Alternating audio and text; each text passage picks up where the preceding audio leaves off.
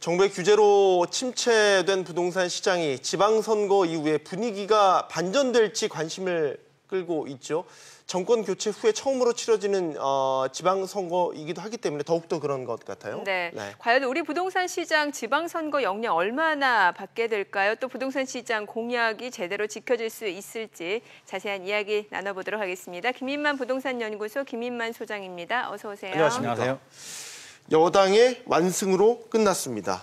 싹쓸이 승리라고 볼 수 있는데 부동산 시장에 시사하는 바가 클 것 같습니다. 뭐 예상은 했지만 완승, KO승입니다. 거의 볼 것도 없는데요.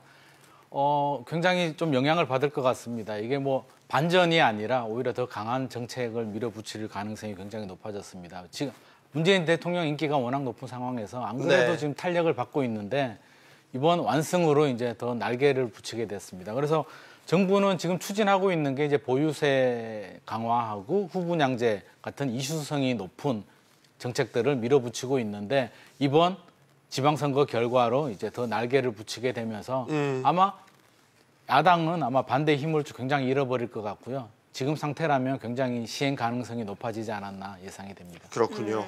사실 과거에도 지방선거나 대통령 선거, 큰 선거가 있을 때 가장 먼저 짚어본 부분이 이제 부동산 시장 흐름인데 과거 부동산 시장도 선거 영향을 좀 많이 받았었나요? 이게 지방선거나 국회의원 선거도 마찬가지지만 이게 정권 심판이냐 정권 지지냐 이 두 가지 측면에서 나누어지는데 이번에는 절대적인 정권 지지가 됐고요. 과거에도 좀 지지가 많았습니다. 정부 여당 좀 좋은 쪽으로 흘러갔는데요. 이명박 정부 시절에도 지방선거 완승이 많아가지고 아마 부동산 노무현 정부 시절에 많이 묶인 부동산을 많이 풀었고요. 박근혜 정부 때도 그랬는데 이번에는 반대로 이제 부동산을 규제를 좀 묶는 힘이 더 강화될 것 같습니다. 그래서 아마 내년도 국회의원 선거까지 영향이 미친다라고 본다면 아마 문재인 대통령 임기 동안 내내 강력한 규제 압박 정책이 시행되지 않을까 예상이 됩니다. 과거 지방선거들을 보면 무리한 측면이 있긴 했지만 어쨌든 여러 후보들이 재개발하겠다, 이거 새로 짓겠다, 이런 식의 공약들을 이제 막 내놓으면서 사실 부동산 시장을 막 끓게 만드는 그런 결과를 많이 만들었단 말이죠. 그런데 이번 선거는 그런 게 좀 적은 것 같았어요. 네, 맞습니다. 당선이 돼야 되니까 이제 무분별한 공허한 약속이라고 하는데 공약을 막 발표를 했는데요. 이번에는 이제 정부 기조 자체가 부동산 시장을 억제하는 정책을 펴고 있고 정부 여당에서 워낙 힘이 강했기 때문에 여당 후보들은 자극하는 개발 정책보다는 좀 안정적인 정부의 규제에 맞는 그런 방향에 맞는 공약을 많이 발표를 했고요.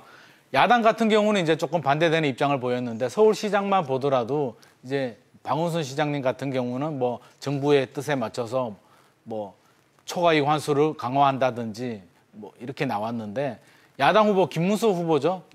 김문수 후보 같은 경우는 초과이익 환수를 폐지하겠다라고 공약을 내걸었습니다. 그랬죠? 굉장히 파격적으로 했는데 물론 당선이 되지 않았으니까 의미가 없고요. 안철수 후보 같은 경우는 제가 조금 개인적으로 좀 안타까운데 안철수 후보님 공약이 이제 서울에 있는 지상철을 지하로 하면서 그 지상 공간을 다양하게 활용을 하겠다는 공약을 내걸었거든요. 저는 이게 굉장히 아쉬운 공약인 것 같은데 이게 도시 미관뿐만 아니라 지상 공간을 임대주택이라든지 이렇게 지으면 서울 도심의 서민 주거 문제도 굉장히 해결할 수 있는 좋은 공약이었는데 좀 묻히게 된 게 좀 개인적으로는 좀 안타깝습니다. 자, 이제 박원순 서울시장 3선 연임에 성공을 했는데 그렇게 되면은 박원순 서울시장이 내세웠던 공약이 또 부동산 시장에도 많은 영향을 미칠 것 같거든요. 그 부분에 대해서도 좀 짚어주시죠. 박원순 시장님 공약이 이제 문재인 정부 공약하고 어떻게 보면 좀 비슷한데요. 초과이익 환수를 강화해서 거기서 걷어들이는 돈으로 이제 주거 환경 정비 사업, 노후된 그 서울 도심을 개선하겠다는 공약을 냈고요. 재건축 초과이익 환수도 당연히 그렇게 나왔고 여러 가지 박원순 시장님 공약을 보면 도시재생도 나왔습니다. 도시재생은 문재인 대통령의 경제 1호 공약이었는데요.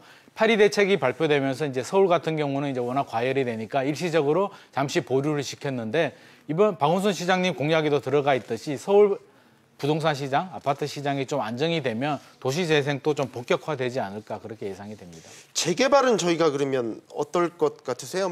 사실 선거 기간 중에 용산 건물 붕괴가 일어났고 그 사건이 이제 사고가 일어난 뒤에 이제 재개발이 너무 늦춰져서 이런 일이 일어났다라는 뭐 상대방 후보들의 비판도 있었고 네.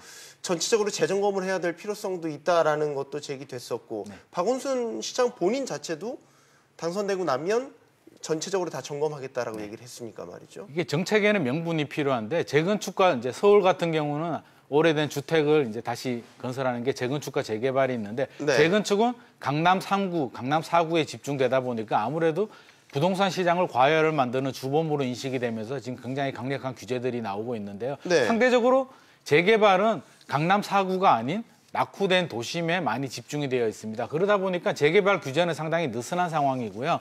박원순 시장님도 도시재생을 한다라고 하는데 물론 도시재생이 재개발만을 의미하는 것은 아니지만 재개발도 포함이 된단 말이에요. 뭐 낙후된 지역의 도로도 넓히고 주차장도 넓히고 오래된 집도 새로 짓고 이런 도시재생과 재개발이 좀 맞물리는 부분도 있어서 당분간 박원순 시장님이나 현 정부에서는 재개발 사업에 대해서는 재건축처럼 그렇게 뭐 목줄을 죄기보다는 약간 낙후된 지역에 대해서는 좀 적극적인 개발 정책을 하지 않을까 예상이 됩니다. 네. 네. 자, 뭐 부동산 공약은 서울시장뿐만 아니라 이 격전지로 뽑혔던 서울 송파을에서도 공약이 나왔는데 네. 최재성 당선자 어떤 부동산 공약을 내놨었죠? 뭐 이게 정부 정책하고 이게 보면 좀 합리적인 뭐 이게 그 초과이익 환수 뭐 이런 이야기가 나왔습니다. 네. 그래서 네. 이게 정부 정책과 반하는 정책이 아니냐 뭐 이런 의견도 있는데요. 사실 그 내막을 보면 1세대 1주택자에 대한 보유 기간별, 소득별 이렇게 공제 제도를 재검토하겠다는 것이거든요. 이 부분은 정부도 지금 검토하는 부분이고요.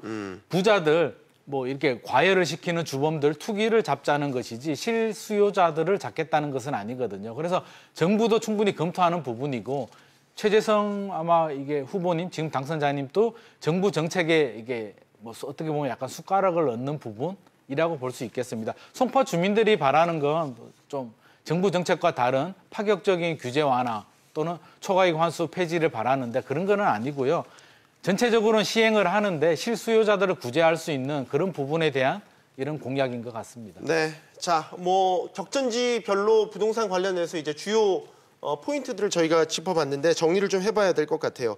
어쨌든 여당이 압승으로 끝나면서 네. 부동산 시장에서 마지막 규제 카드로 꼽혔던 부분, 네. 보유세. 네. 이 부분에 대한 논의가 이제 구체화되고 윤곽이 아주 뚜렷하게 드러날 것 같아서요. 네네. 이 부분에 대한 전망을 마지막으로 좀 짚어주시죠. 보유세와 이게 초부 분양제 같은 경우는 이제 굉장히 이수성이 강한데요. 이게 아마도 정부에서 밀어붙일 것 같습니다. 보유세 같은 경우는 이제 두 가지 방법이 있는데요. 공시시장 가액을 올리는 방법. 그러니까 지금은 실거래가와 공시가격이 차이가 한 70에서 80% 정도가 되거든요. 네. 그래서 그 기준을 높여버리면 자연스럽게 이제 세율이 올라가는 현상이 생기고요. 또 종부 세율 자체를 강화하는 방법이 있는데 아마 현 정부에서는 이번 압승을 배경으로 아마 두 가지를 다 시행하지 않을까 싶습니다. 그렇게 되면 아마 고가 주택을 가진 분들은 굉장히 부담스러울 것 같고요. 단 실수요자들을 좀 이게 피해가는 걸 최소화해야 되기 때문에 네. 1주택자들, 장기 1주택 보유자들에 대해서는 좀 구제 방안이 나오지 않을까 그런 조심스러운 예상을 해봅니다. 네, 또 지방선거 결과가 또 부동산 시장에 상당한 영향을 미칠 것으로 예상이 되는군요. 김인만